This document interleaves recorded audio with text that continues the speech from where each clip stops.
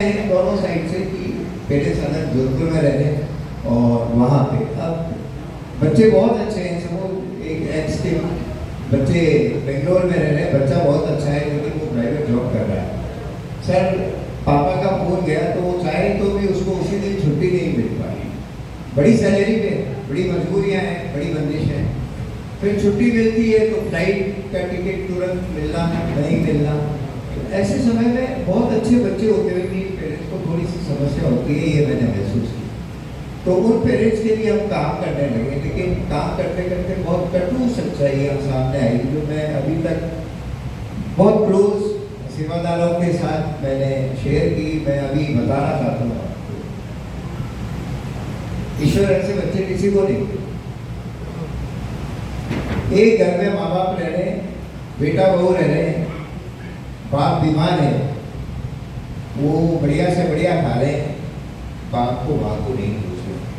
तो हमेशा मैंने कहा, मंथली मीटिंग जो अपन करते हैं यही कहा कि उन पेरेंट्स की सेवा करते हैं।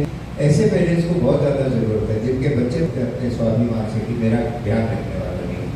तो मैं अपने सब कहना चाहता हूँ, सहयोग में आके बाहर सेवा देने उससे पहले आप अपने घर में अपने पेरेंट्स, अपने बड़ों या हमसे छोटा कोई किसी भी रीजन से फिजिकली फिट नहीं है, मंदबुद्धि है, उसकी सेवा करें बार बार में। यदि हर बच्चा अपने घर में सेवा देने लग गया ना साहब, तो ये सहयोग वयोग के पेपर हमको हटाने पड़ेंगे। मैं ये कहना चाहता हूँ, सेवा घर से शुरू करें। अंग्रेजी में मैं तो बड़ा इंग्लिश का एक बार एक सज्जन ने मुझे अंग्रेजी में कहावत कही थी, तो I still remember, charity begins at home. तो नर सेवा जो हम किसी भी संस्था के पास जाके बड़ी बातें करते हैं, उससे पहले घर के पेरेंट्स को संभालें, बड़ों को संभालें। मेरा ऐसा विनम्र आग्रह है, लेकिन साथ में किसी पे कोई आरोप। अंजलि बेटी बैठी है, अंजलि ये बच्ची है, इसके खन्ना फुलसा में रहती, इसकी ये दो बहनें हैं, एक बहन की शादी हो गई, फादर इज 82 ईयर है ना, मदर 76-77 की है। सर इसने शादी इसलिए नहीं की कि मैं चली जाऊंगी तो अब क्या मारोगा ही रहता। इतने अच्छे बच्चे नहीं हमारे पास। सर फरवरी में आप मिले थे खाना फंसा में जाके, फिर मालूम पड़ा कि घर पे कंपाउंडर आता है ना, और वो करता है। तो मुझे समझ में आया एक कंपाउंडर आ रहा है, वो कोई ग्लूकोज चढ़ा रहा है, दूसरा आ रहा है वो कुछ और बता रहा है। तो अंजलि के पापा गौरा साहब जिनका जनवरी में एक प्रोस्टेट का ऑपरेशन हुआ था, वो कुछ फिजिकल नहीं, तो हम लोगों ने आग्रह किया, इन्होंने माना और हमें लगा कि हमें MDM में जाना चाहिए। तो मैंने राजेंद्र जी भाई साहब जैन साहब को फोन किया, मैंने कहा भाई साहब किन्हीं डॉक्टर को बताओ। तो he has given me the number of a doctor. मैंने उस डॉक्टर को फोन किया सर, सुबह शायद 9-9:30 बजे। सर मैं ये आइए, और सर वो निर्मला आंटी 10 दिन हॉस्पिटल रही थी, तो डॉक्टर साहब को लगा कि यार ये वार्ड में रह रही है, इसकी जवान बेटी भी यहाँ है। तो उन्होंने जेनेटिक वार्ड में सर 3 वार्ड है, लेकिन रूम एक ही, जिसको अपन कॉटेज वार्ड बोलते हैं, वो रूम ही एक ही। तो वो डॉक्टर साहब ने 10 दिन तक आंटी रही थी, 10 दिन तक हमको वार्ड दिया कॉटेज वार्ड। उसके बाद 1 महीने बाद फिर खराब हो गई थी, ठंडे का दिन था, उसके नेक्स्ट डे हम लेके गए। 18 दिन तक हमको वार्ड दिया। मैं समझ सकता हूँ डॉक्टर साहब के पास कितनी बात आई होगी कि वार्ड इसके उसको दिया, लेकिन उन्होंने आंटी के लिए दिया। आज भी मैं कल ही की बात है, सर ये हो गया है, अच्छा मेडिकल रिपोर्ट भेजो, भेजी। सर ने यही कहा कि यार दवाइयाँ वहीं मिल जाएगी, क्यों पैसे खर्चा है, उनको भेजो, दवाइयाँ दे देंगे। मैं अपने जीवन में बहुत सारे डॉक्टर से मिला हूँ। मैं 1 साल का था तब मुझे पोलियो हो गया था, तब से मेरा इलाज शुरू हुआ। तो अभी तक खूब डॉक्टरों से मिला हूँ। 2 डॉक्टर मेरे दिल को छूके गए, एक अहमदाबाद में ऑर्थोपेडिशियन है, और अभी ये फरवरी में एक जोधपुर के डॉक्टर मेरे दिल को छूके गए। ऐसे डॉक्टर के लिए बहुत सारी कार्य होंगे, और मैं चाहता हूँ आप लोग उस डॉक्टर को जाने कौन है। सर पता है डॉक्टर हरीश अग्रवाल साहब। सर किसी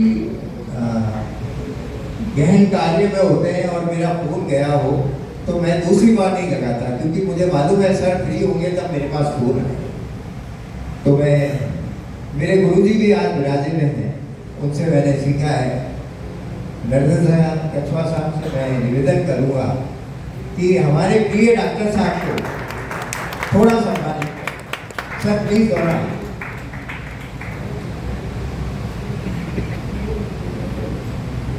जब हम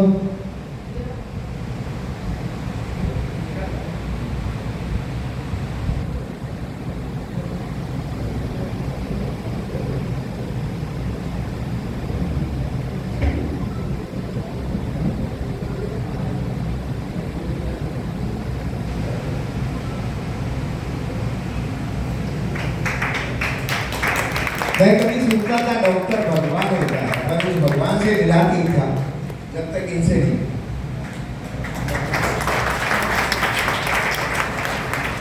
पर आप मेरे गुरु जी हैं।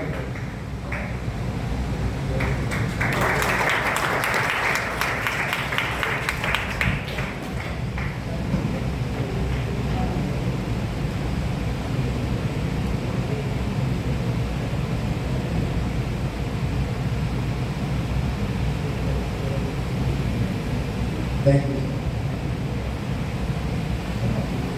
कि गुरु और गोविंद दोनों साथ हैं।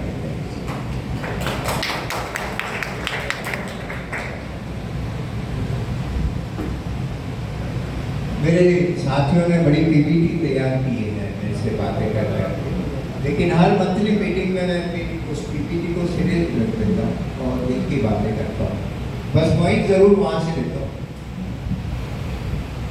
भारत में पहला पॉइंट इन्होंने बनाया, भारत में टाइम बैंकिंग की आवश्यकता की।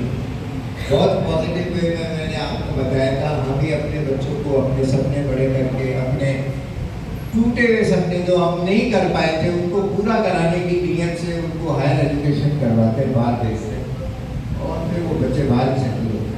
और उसके बाद हमारी गलती ये कि एक तो सपने उससे पूरे कराएं और हम उस बच्चों के पास जाके शिफ्ट नहीं, तो एक थोड़ी सी जो डिस्टेंस है उसमें ये बच्चे सेवा करने से महरूम हो जाते हैं। जब उनको मालूम पड़ता है वो आते हैं, लेकिन वो महरूम हो जाते हैं। ऐसी तरह दूसरा जो अभी की जनरेशन में शुरू हुआ है, एक बच्चा और वो बच्चा नहीं रहा तो माता पिता अकेले, ऐसे में अकेले पेरेंट्स या जिनके दुर्भाग्यवश बच्चा ही नहीं हुआ, ऐसे पेरेंट्स, इनकी संख्या बहुत बढ़ती जा रही है। दो चीज़ों की संख्या बढ़ रही है, एक तो जिनके बच्चे नहीं हैं किसी भी कारण से, और दूसरा जिसके बच्चे बाहर रह रहे हैं। तो अब ऐसे में हिंदुस्तान में ये परंपराएं शुरू हुई केयरिंग करने के लिए, आवश्यकता है। फिर कुछ लोग पड़ोसी वगैरह, हमारा कल्चर अच्छा था तो हमारे पड़ोसी रिश्तेदार वहाँ पे जाते थे। धीमे धीमे हम और डेवलप हुए, फिर हम रिश्तों से नाता से रखना सीख गए। रवि सुराना बीमार है, उसके घर जाएंगे, उसकी सेवा करनी पड़ेगी, अगर तो होली दिवाली देते बाद में फोन में करनी पड़ेगी। तो ऐसे लोगों की सेवाएं बढ़ गई, ये हमारा कल्चर बदलता गया। और भारत में इसकी, और भारत में, और दुर्भाग्य वर्ल्ड वार के बाद में अमेरिका में शुरू हुआ था सर। बहुत लोग मर गए थे, तो उनका ध्यान रखने वाले कौन? जवान सैनिक मर गए थे, तो उनके पेरेंट्स अकेले हो गए थे। तो वहाँ पे एक सेना का उच्चाधिकारी था, उसी ने शुरू किया और धीमे धीमे उनका एक नाम दिया, टाइम बैंकिंग। अब मेरी जानकारी के अनुसार वर्ल्ड के अंदर 1400, वो वेबसाइट मेरे पास एड्रेस है, वो 1400 टाइम बैंक्स काम करते। और हमें भी वो ख्याल आया जब उसको पढ़ा कि इसको टाइम बैंक कहना चाहिए, क्योंकि राजेंद्र साहब हमेशा मुझे बताते ये अपनी आई बैंक है, विशाल भाई मुझे सिखाते थे ये ब्लड बैंक है। तो हमने कहा टाइम के साथ बैंक करें, समय का दान करें। तो इनके ये टाइम बैंकिंग की जोधपुर में और बड़े सिरे पे इंडिया में जरूरत महसूस हुई। कई शहरों में छोटे छोटे समूह काम कर रहे हैं।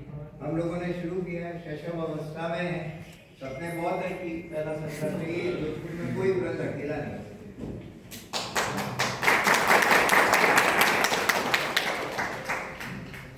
Now how time bank works, particularly सहयोग टाइम बैंक वर्क्स। सहयोग टाइम बैंक में जो भी सदस्य है, सभी सदस्य है, इसको हमने कोई संस्था नहीं बनाया, कोई ट्रस्ट नहीं बनाया, सभी एक साथ हैं। मैं क्योंकि थोड़ा सा टाइम स्पेयर करता हूँ, फ्री रहता हूँ, तो इन लोगों ने कुछ तालीमात मेरे सामने डाल दी। तो हम लोगों में कोई संस्था ट्रस्ट नहीं है, वो हम कभी, हमारा सपना है हम कभी नहीं बने, कोई एनजीओ नहीं बने। एनजीओ में पैसा आएगा, हम लोगों का डाइवर्जन हो जाएगा सेवा की वजह।